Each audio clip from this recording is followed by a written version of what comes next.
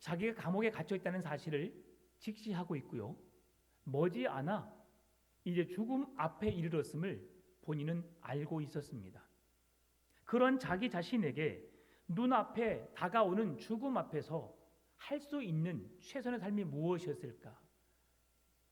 바울은 디모데에게 복음을 가르치는 일을 마지막 사명으로 여기고 그 직무를 감당했습니다.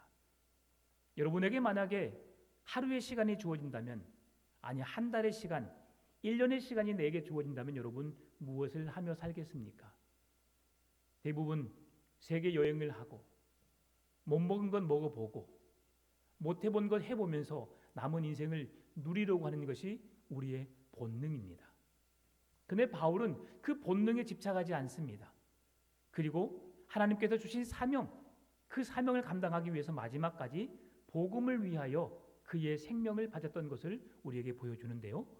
오늘 우리 풍암전원교회가 이 복음을 위하여 주님 오시는 그날까지 사명 감당하는 능력 있는 교회가 말씀 위에 든든히 서서 그 복음의 능력으로 살아내는 교회가 될 수 있기를 주님의 이름으로 축원합니다. 바울이 살아간 이유, 바울이 살아야 했던 이유가 오늘 본문 8절에서 말씀해주고 있습니다. 이제 후로는 나를 위하여 의의 면류관이 예비되었으므로 주 곧 의로우신 재판장이 그 날에 내게 주실 것이며 내게만 아니라 주의 나타나심을 사모하는 모든 자에게 도니라. 아멘. 오늘을 살아가는 이유가 여러분 무엇입니까? 하루하루 내가 직장에서 열심히 땀 흘려 일하는 이유가 무엇입니까? 아침이 지나고 저녁이 되면 내가 두 다리 뻗고 쉴 수 있는 시간이 다가온다는 사실을 알기에 주어진 시간에 열심히 최선을 다해서 일을 합니다. 한 달의 시간을 잘 마치면 내가 수고하고 땀 흘린 만큼 내게 주어진 노력의 결과가 주어진다는 사실을 알기에 우리는 열심히 땀 흘려 일을 합니다. 그것은 우리 눈에 보여지는 일들이지요. 땀 흘려 일하는 사람이 노동의 대가를 취하는 것은 당연한 결과이고요. 누려야 할 그런 당연한 이치입니다. 그런데 우리가 우리 눈에 보여지는 어떤 대가를 바라고 보상을 바라고 일하는 것이 아님을 오늘 바울을 통해서 볼 수 있는데요. 바울이 전한 복음을 통해서 그에게 주어지는 결과는 감옥이라는 고통스러운 현장이었고 그 일로 인하여서 죽음이라고 하는 끔찍한 결과를 맞이해야 할 아픔의 고통의 순간이었습니다. 오늘 여러분에게 이런 마지막을 맞이할 수 있는 복음 앞에 서서 그 복음 때문에 내가 고난을 받고 복음 때문에 감옥에 갇히게 되고 복음 때문에 죽어야 하는 상황이 오게 된다면 여러분 이 순간을 기쁨으로 견뎌낼 수 있을까요? 지금의 믿음이라면 나도 그렇게 할 수 있을 것 같다. 바울처럼은 못 되지만 바울 못지않는 인생을 살아갈 수 있을 것 같다.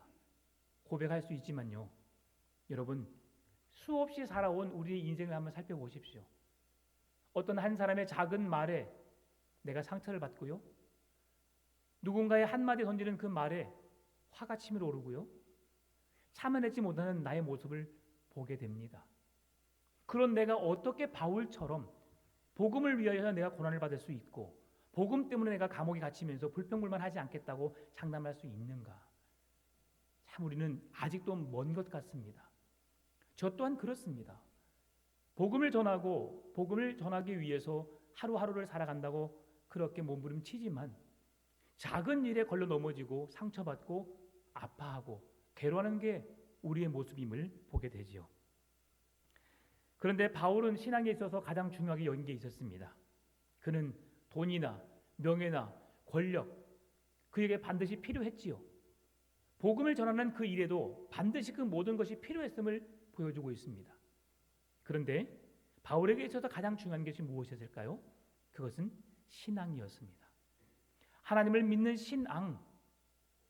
그동안 유대주의적인 철학 속에서 날 때부터 유대인이었고 가말리엘 문화에서 훌륭한 교육을 받았고 율법주의적인 사고 속에서 그를 능가할 만한 사람이 없었던 바울의 인생이었습니다.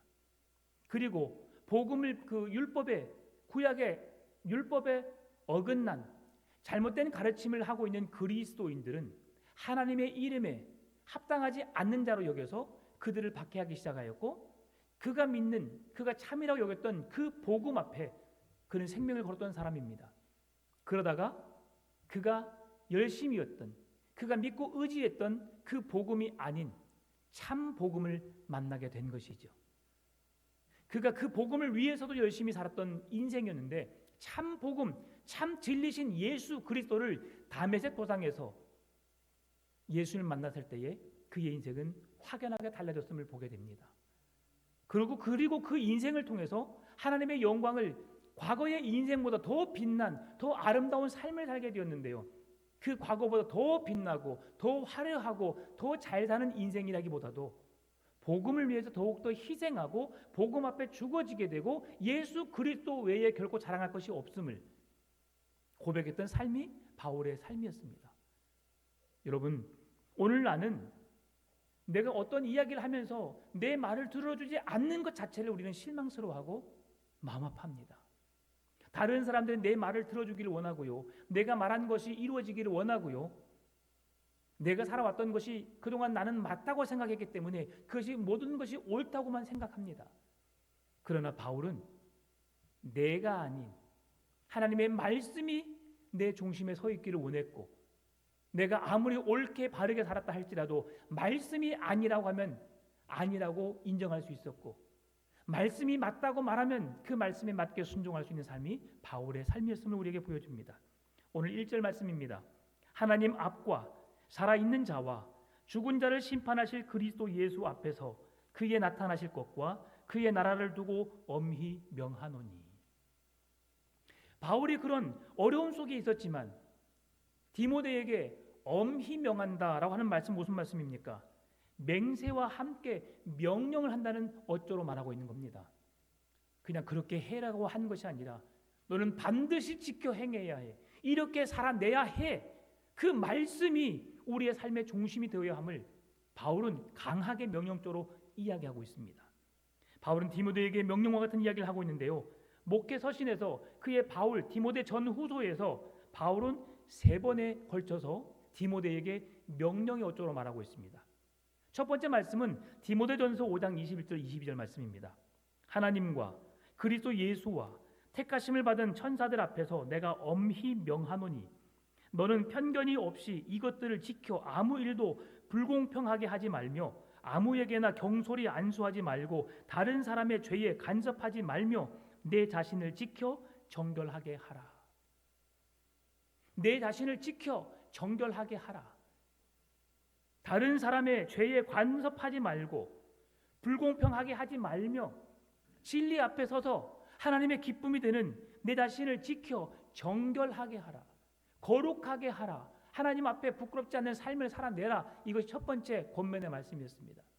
두 번째, 말씀의 사역자로 책망받을 일이 없도록 말씀을 보존할 것에 말씀해주고 있는데요, 디모데전서 6장 13절 14절 말씀입니다. 우리 같이 읽어볼까요? 시작.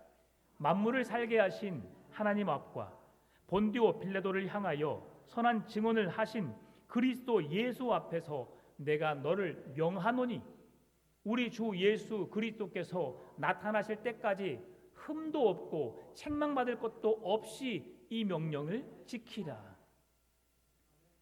여러분, 이 말을 한 바울의 삶이 어떠했을까요?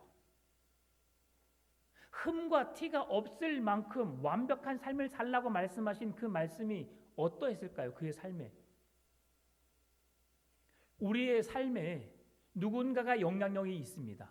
누군가의 말이, 누군가의 행동이 우리의 삶에 큰 영향을 미칩니다. 여러분, 그 사람들의 삶이 어떠했기에 우리의 삶에 큰 영향을 미치게 할까요? 잘 살았기 때문입니다. 부끄럽지 않은 삶을 살아냈기 때문입니다. 내가 작은 말을 하지만 그 말을 지켜내기 위해서 최선을 다하는 삶을 살았습니다. 사랑하라고 했으면 사랑하기 위해서 완전한 사랑을 할 수 없지만 사랑하기 위해서 몸부림쳤던 사람입니다. 무언가 말씀을 지켜내기 위해서 온전하게 살아냈기 때문에 디모데에게 그렇게 권면할 수 있는 것이죠. 제가 늘 말씀드립니다. 말씀을 전하는 목회자들이 가장 큰 죄를 범하며 산다고요. 목회자가 말씀을 반듯하게 지켜내기 때문에 말씀을 선포하는 것이 아니라 목회자 스스로도 그 말씀을 지켜내기 위해서 말씀을 준비하고 말씀 앞에 선포하고 말씀을 듣는 것입니다. 우리 모두가 그 말씀대로 살아내야 하는 것이죠. 바울은 예수님처럼 완벽한 인생을 살았습니다. 그래서 디모데에게 권면할 수 있었던 것이죠. 흠도 없고 책망받을 것이 없이 이 명령을 지키라. 그리고 세 번째가 오늘 본문의 말씀이죠. 4장 8절. 그게 우리가 지켜야 할 말씀임을 오늘 1절이죠. 하나님 앞과 살아있는 자와 죽은 자를 심판하실 그리스도 예수 앞에서 그가 나타나실 것과 그의 나라를 두고 엄히 명하노니. 이게 세 번째 명령인 겁니다. 그러면 바울의 맹세가, 바울의 명령이 무엇을 말하고 있는지 한번 보겠습니다. 먼저 디모데후서 3장 12절 말씀 보게 되면 무엇을 말씀하는지, 무릇 그리스도 예수 안에서 경건하게 살고자 하는 자는 뭘 받으리라? 박해를 받으리라.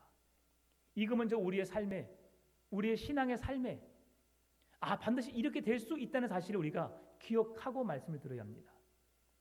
하나님의 말씀을 때를 얻든지 못 얻든지 항상 경건하게, 거룩하게, 흠도 티가 없는 삶을 살아내고 복음을 전하는 자로 삶을 살아라. 그러면 너희들에게 복이 될 것이다. 너희들이 잘 될 것이다 라는 말보다도 오늘 디모데후서 3장 12절 무엇을 말씀해 주고 있습니까? 그렇게 경건하게 살고자 하는 자에게 뭐가 임한다? 박해가 있다.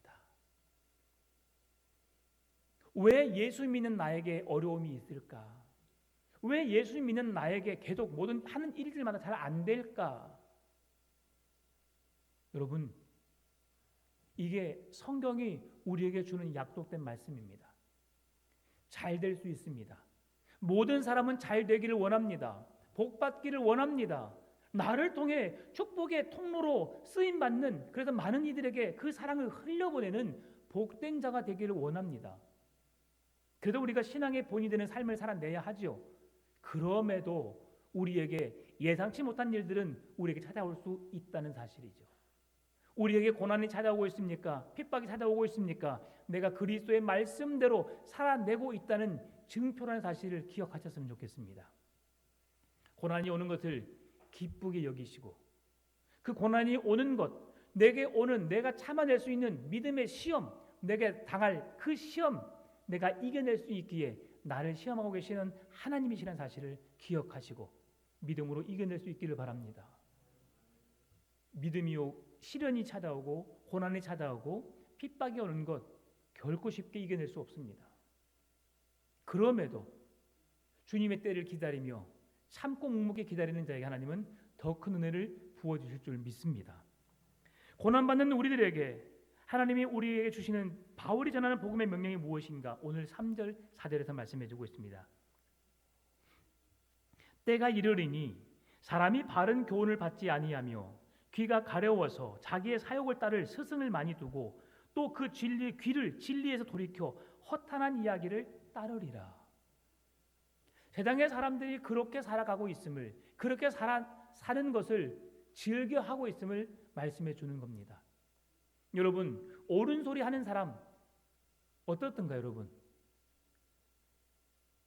옳은 소리 하는 사람의 말을 들으면 속에서 그런 생각이 듭니다. 나도 알아. 그래, 너 잘났어. 너만 바른 소리 할 줄 아니? 나도 할 줄 알아. 항상 우리의 마음속에 그런 불편한 마음이 속에 숨어져 있습니다. 그러면서 우리가 이렇게 이야기합니다. 바른 교훈을 받지 아니하고 귀가 가려워서 자기 사욕을 따를 스승을 많이 두고 너 왜 그렇게 했어? 그렇게 하지 말라니까? 이 말보다도 괜찮아. 그럴 수 있지. 여러분 어떤 말이 더 듣기 좋습니까? 그렇게 하면 안 된다니까? 하지 마. 괜찮아. 할 수 있어. 그렇게 해도 괜찮아. 어떤 말이 더 좋습니까? 후자죠, 후자. 진리를 거스르는 자에게 진리 안에 거하라라고 지금 사도 바울은 강하게 명령어조로 이야기하고 있습니다. 살이 사욕을 찾지 말고 부도덕한 삶을 살지 말고 진리의 거룩한 말씀 위에 서라고 명령조로 말하고 있습니다. 그런데 사람들은 그 명령조의 말을 듣기를 싫어합니다. 부모가 자식에게 싫어하는 말을 하는 부모가 어디 있을까요? 자식이 망하라고 잘못되라고 말하는 부모가 어디 있을까요? 가끔은 내가 분별력이 없어서 자녀들에게 잘못된 말을 할 수도 있습니다. 그러나 그때를 제외한 나머지는 자식을 너무 사랑하기 때문에 그들의 인생이 부모보다 더 멋진 인생을 살아내게 하기 위한 사랑의 말로, 조언의 말로 자녀에게 그 말을 해줍니다. 그런데 자녀들은 그 말을 들을 때에 어떻게 반응합니까? 잔소리로 듣습니다. 그 좋은 말을. 그리고 내 귀에 듣기 좋은 것만 합니다. 들으려고 합니다. 하루에 2시간씩 핸드폰 하고, 하루에 1시간씩 네가 좋아하는 게임도 하고, 그리고 1시간은 공부해. 그러면 1시간 공부하는 건 잊어버리고 내가 좋아하는 것만, 게임하고 TV 보고 놀라고 하는 것만 즐겨 듣지요. 이게 사람의 본성입니다. 그리고 아무리 강한 어조로 명령을 하고 그렇게 행하라고 해도 그것을 잊어버리는 거죠. 내가 언제 들은 바가 없는데? 왜요? 관심이 없으니까. 그래서 세상의 허탄한 일들을 말씀보다 더 듣기를 좋아하고요. 그러다 보니까 세상의 진리가 아닌 비진리의 말씀에 귀를 기울이게 되고, 그러다 보면 이단의 영에 미혹될 수 있다는 거죠. 여러분, 제가 늘 말씀드리죠. 사단의 속삭임은 달콤하다고요. 우리의 귀에 듣기 좋은 말 합니다. 그럴 수 있어. 예수 믿다가 이단에 넘어간 사람들이 그런 부류들입니다. 제가 아는 어떤 한 사람이 열심히 교회 일을 감당했습니다. 그런데 한 가지, 나를 낳아주고 길러주신 부모님이 돌아가셨는데 교회에서는 그들을 향해 제사를 지내지 못하게 합니다.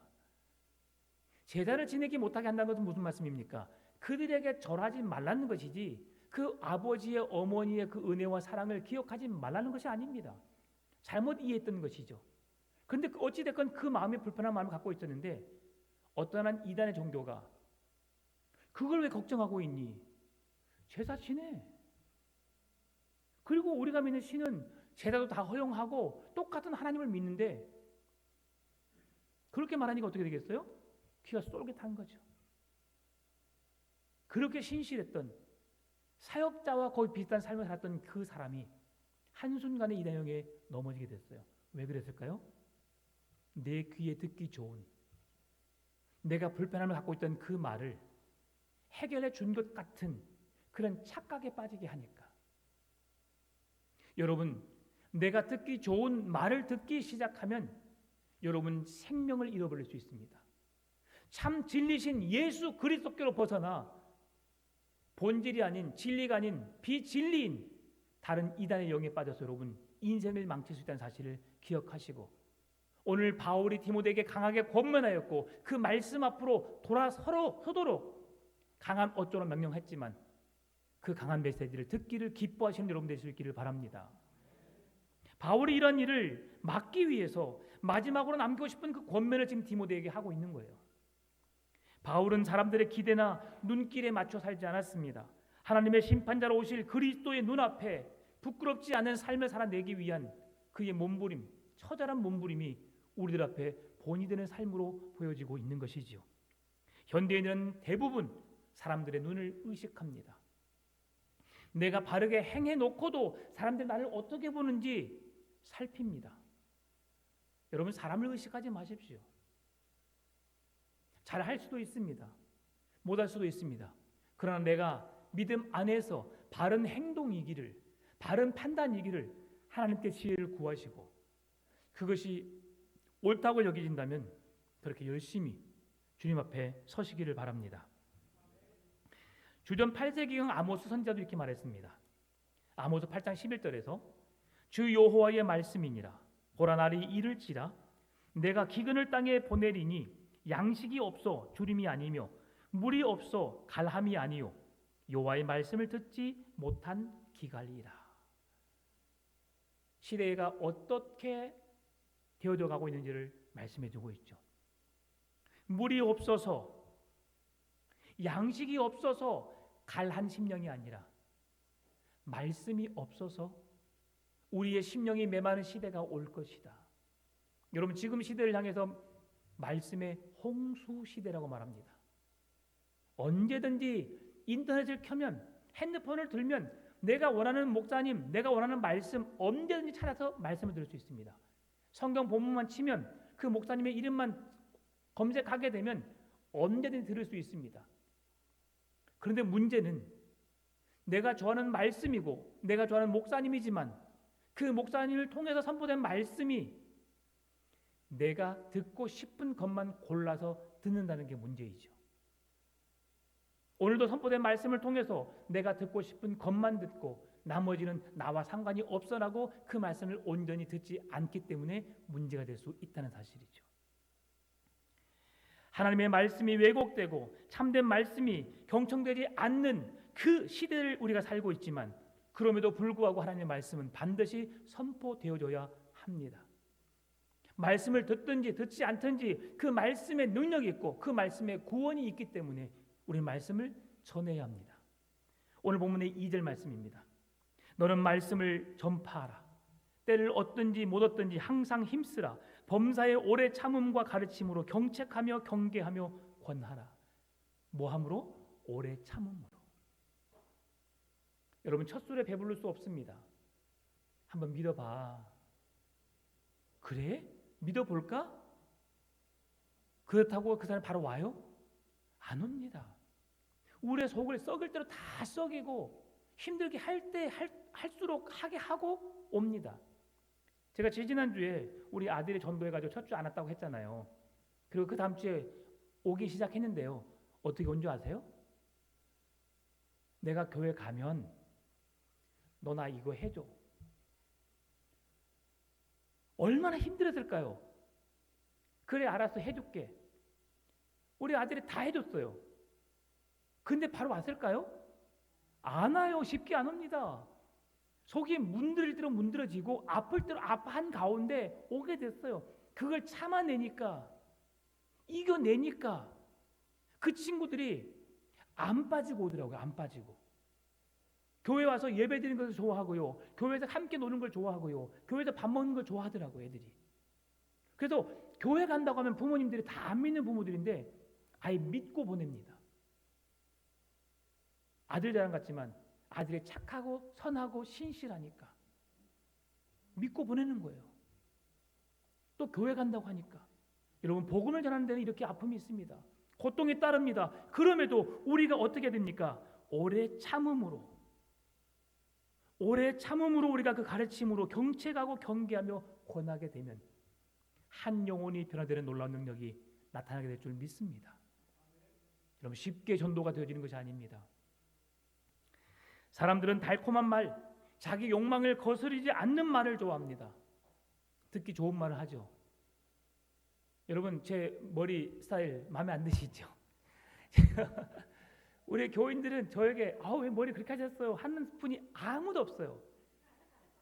근데 제가 딱 아들한테 전화했더니 아빠 머리가 그게 뭐야? 딸하고 통화했더니 딱 보자마자 머리가 왜 그래? 예. 그래서 제가 이제 깨달았습니다. 머리를 길러서 열심히 돈을 주고 배운 실력가들에게 머리를 맡겨야겠구나. 그렇게 생각했습니다. 여러분은 말을 못하죠. 제 얼굴에 이렇게 뭔 말 못하니까. 근데 마음에 안 드신 분들 이제 속 시원하게 말하십시오. 편하게 말씀하십시오. 네, 감사합니다. 네. 익숙하다 보면 우리가 그 익숙함에 묻어들 수 있습니다. 근데 그 때로는 익숙함이 우리에게 또 불편함을 줄 수도 있어요. 그래서 저 또한 제가 풍암 전원교회의 담임 목사라는 이름으로 어디에 나갔을 때에 생각은 어떻게 할 수 없지만 머리 스타일은 바꿀 수 있습니다. 좀 더 차분하게 또 교회의 이미지에 맞는 삶을 살아내도록 제가 노력을 할 것입니다. 여러분, 오래 참는 자에게 하나님께서는 열매를 맺게 하십니다. 복음의 씨를 뿌리고 한 번 뿌리지만 한 번 뿌림으로 열매 걷는 것도 있을 수 있지만 하나님은 오래 참음으로 그 열매를 기다리게 하십니다. 여러분, 우리 교회가 성장해 가는 길, 지금 이 순간 우리에게 많은 변화가 일어나고 우리의 삶에 여러 가지 많은 상황들을 접하게 되지만 하나님은 이 시간이 곧 지나게 되면 더 큰 은혜로, 더 큰 놀라운 일들로 우리에게 경험하게 하실 줄 믿습니다.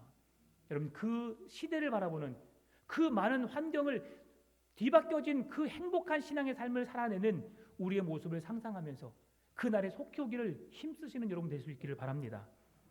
예레미야 23장 33절에서도 말씀합니다. 이 백성이나 선지자나 제사장이 내게 물어 이르기를 여호와의 엄중한 말씀이 무엇인가 묻거든 너는 그들에게 대답하기를 엄중한 말씀이 무엇이냐 묻느냐 여호와의 말씀에 내가 너희를 버리리라 하셨고. 무슨 말씀입니까? 이 시대의 백성들이 하나님의 말씀을 듣지 않고 여호와의 말씀에 귀 기울이지 않고 선지자의 명령에, 선지자의 말씀에 귀 기울이지 않고 헛된 거짓 선지자들의 말에 귀를 기울이고 말씀이 아닌 우상에게로 그들의 온전한 마음을 빼앗겼을 때에 그들이 지금 하나님 내게 무엇을 말씀하시는가, 여호와의 말씀이 어디 있습니까? 라고 그들이 묻고 있는데 너희들이 내 말을 듣기를 원하느냐? 너희들이 듣기 원하는 말은 내가 너희를 사랑한다, 말씀 앞으로 돌아오라, 내가 수없이 외쳤지만 너희를 듣지 않았다. 결코 너희를 들을 수밖에 없는 말은 무엇입니까? 내가 너희를 버리리라. 얼마나 아픈 이야기입니까? 부모가 자식에게 넌 내 자식 아니야 이렇게 말할 때가 있습니다. 우리의 가정이 아니라 드라마에서 보니까 그런 일이 일어나더라고요. 그렇죠 여러분? 우리 가정 일이 절대 아닙니다. 왜 그렇습니까?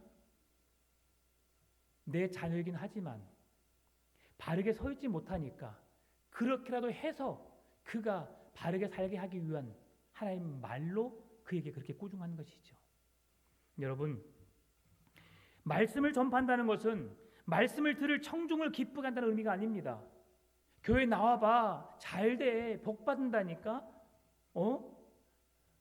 그것이 아닙니다. 말씀을 전한다는 것은 신실하신 예수 그리스도, 예수 구원자이신 예수 그리스도를 그들에게 담대하게 전하는 겁니다. 복음이신 예수 그리스도를 그들에게 전하는 것입니다. 잘되고 못되는 것은 우리가 그 말을 전한다고 해서 그들이 잘되고 못되는 것이 아닙니다. 그들에게 복음이라고 하는 것은 예수 그리스도를 믿음으로 구원을 받는다는 복음의 핵심 진리를 증거해야 되는 것이고요. 그들이 믿든지 믿지 않든지 선택은 그들에게 주어진 것입니다. 그러나 그들이 그 복음을 받아들이게 되면 그 선택으로 인하여서 그들이 구원받은 하나님의 백성이 되는 것입니다. 우리의 삶은 여전히 힘들 수 있습니다. 여전히 괴로울 수 있습니다. 고통에 연속될 수 있습니다. 그럼에도 하나님을 믿음으로, 예수님을 믿음으로 내 앞에 똑같은 현실, 변하지 않는 현실이지만 내 마음 자체는 믿음으로 굳게 설 수 있고 하나님의 위로하심이, 영원한 저 천국이란 소망된 말씀이 내게 위로가 되고 힘이 되기 때문에 현실은 바뀌지 않아도 더 기뻐할 수 있고 더 감사할 수 있고 우리가 몸부림칠 수 있는 에너지를 얻게 되는 것이죠. 창조주 하나님께서 나와 함께하고 계시니까요. 내 힘들고 어려운 모든 상황들을 하나님이 지켜주고 계시니까요. 내가 쓰러지고 내가 자빠지고 내가 어느 곳에서 내가 절망 가운데 있다 할지라도 그곳에 찾아오셔서 내 손을 붙들어 일으켜 세우실 분이 하나님이시니까요. 우리는 그래서 그 하나님께 소망을 두고 믿음으로 나아가는 것입니다. 오늘 본문의 말씀을 통해서 바울이 보여주고 싶은 게 뭡니까? 로마서 3장 6절 7절 8절 9절입니다. 나는 심었고 아볼로는 물을 주었으되 오직 하나님께서 자라나게 하셨나니 그런즉 심는 이가 물을 주는 이는 아무것도 아니로되 오직 자라게 하시는 이는 하나님뿐이니라. 심는 이와 물 주는 이가 한 가지이나 각각 자기가 일한 대로 자기의 상을 받으리라. 우리는 하나님의 동역자들이요 너희는 하나님의 밭이요 하나님의 집이니라. 무슨 말씀입니까? 나는 심었고 아볼로는 물을 주었다. 열심히 전도하는 사람은 누구입니까? 바울입니다. 그러면 전도되어져서 교회에 와서 신앙생활을 잘 할 수 있도록 그를 지도한 사람이 누구입니까? 아볼로입니다. 그러나 심는 자와 물을 주는 자에게는 언제든지 마음의 상처가 있을 수 있다는 것이죠. 내가 전도해온 사람이 신실한 그리스도인으로 주님 오시는 그날까지 천국에 이르는 그 시간까지 흔들림이 없이 믿음을 지켜낸다면 좋겠지만 그러나 불편한 상황들이 언제든지 펼쳐질 수 있다는 것이지요. 그럼에도 우리가 그들에게 오래 참음으로 그들에게 복음 안에 굳게 서도록 권면하고 사랑해주고 함께 주면 하나님께서 그들을 통해서 열매 맺게 하시겠다는 것이죠. 무엇입니까? 구원을 잃지 않게 해주시겠다는 것이죠. 누구에게 달려 있어요? 여러분의 수고와 헌신과 섬김과 사랑에 있는 것입니다. 그러면 그들이 굳건한 믿음에 굳게 설 줄 믿습니다. 심는 이와 물 주는 이는 한 가지이나 각각 자기가 일한 대로 자기 상을 받으리라. 여러분 열심히 헌신하고 수고하고 복을 위해 일하면 하나님이 여러분에게 큰 상을 주신다고 말씀하십니다. 그 상을 다 받을 수 있기를 바랍니다. 마지막으로 오늘 본문을 통해서 바울은 9가지를 우리에게 권면하였습니다. 한번 같이 읽어볼까요? 시작. 말씀을 전파하라. 때를 얻든지 못 얻든지 항상 힘쓰라. 경책하라. 경계하라. 권하라. 모든 일에 신중하라. 고난을 받으라. 전도자의 일을 하라. 직무를 다하라. 아멘. 바울은 자신의 때가 얼마 남지 않았다는 사실을 잘 알고 있었습니다. 그래서 더욱 종말론 쪽으로 말씀을 전한 것이죠. 오늘 보면 6절입니다. 전제와 같이 내가 벌써 부어지고 나의 떠날 시각이 가까웠도다. 전제는 제물 위에 술을 붓는 제사의 의미입니다. 부어드리는 제물은 포도주나 피를 부어서 드리는 것으로 말씀하는데요. 바울은 마지막 피 한 방울까지 주의 제단에서 흘려 쏟아 부으심으로 죄인된 우리를 구원하신 예수 그리스도의 십자가의 능력을 증거하기 위해서 자신 또한 자신의 피와 땀을 흘려서 주님의 그 걸어가신 그 길을 걸어가기 위해서 몸부림치고 있음을 보여주고 있는 겁니다. 그렇게 자기가 살아왔고 그의 제자인 그의 사랑하는 아들인 디모데에게도 그러한 삶을 살아내라고 권면하고 있습니다. 사랑하는 성도 여러분, 오늘 우리에게 주어지는 바울이 한마디 주어지는 우리에게 권면의 말씀이 있습니다. 7절 말씀입니다. 나는 선한 싸움을 싸우고 나의 달려갈 길을 마치고 믿음을 지켰으니. 여러분 후손들에게 전해줄 수 있는 말씀이 뭡니까? 오늘 이 말씀이 될 수 있었으면 좋겠습니다. 나는 선한 싸움을 싸우고 나의 달려갈 길을 마치고 믿음을 지켰으니. 마지막 8절 이제 후로는 나를 위하여 의의 면류관이 예배되었으므로 주곧 의로우신 재판장이 그날에 내게 주실 것이며 내게만 아니라 주의 나타나심을 사모하는 모든 자에게도니라. 아멘. 여러분 주님 오시는 그날까지 믿음의 선한 싸움을 싸우십시오. 달려갈 길을 마치는 그날 주님께서 여러분에게 말씀하실 것입니다. 사랑하는 아들아, 사랑하는 딸아, 수고하였다. 내가 너의 고통을, 내가 너의 믿음을 내가 아노라. 하나님께서 여러분에게 생명의 면류관, 의의 면류관, 영광의 면류관을 주실 줄 믿습니다. 때를 얻든지 못 얻든지 항상 복음을 전파하시고 주님의 그 지상 명령을 지켜내는 성도 되시기를 주님의 이름으로 축원합니다. 참 좋으신 아버지 하나님 감사합니다. 복음을 전하는 사명을 우리